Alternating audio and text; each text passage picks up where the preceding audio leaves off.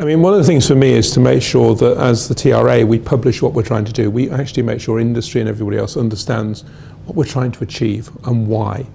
So we held the open forum to take more feedback. We obviously did a formal consultation because that's the thing you do as a regulator, actually consult. But we thought the open forum gave people an opportunity to engage in discussion, for us to hear firsthand from people and for them to hear from us and therefore clarify.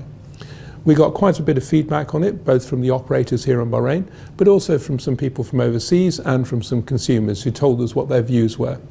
What we've done is we've taken on board people's comments. We're about to publish the update of our plan to show people what we're going to do across the next year or so. We'll also make sure as we go through the year that we'll provide updates of how we're progressing against it, and I think that's important.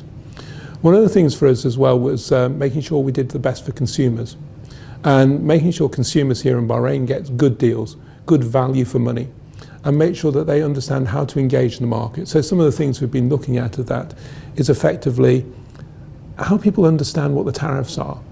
When do people know their contracts have ended?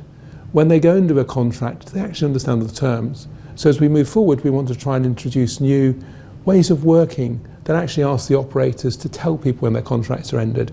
That when you go and buy the service, that you not only get the sort of the normal contract terms, but actually they give you a summary of what you've agreed to, so you understand. We've also been looking at how do we make people more aware of the prices and deals and offers, and whether we should have a sort of price comparison type website that enables you to put data in to enable you to understand what deals are available for you from various places. Obviously people can shop around and do it. So for us, as we go forward with the consumer rules, it's trying to make sure those things work and make sure that in our plan we actually have solid work items that will deliver those sort of things for consumers. The other thing for us as well on consumers particularly is making sure people are safe online. At the moment, there's an awful lot of things where people are actually forgetting and people are sort of trying to con them out of money essentially and things. So we want to make sure that people realise and don't give information online.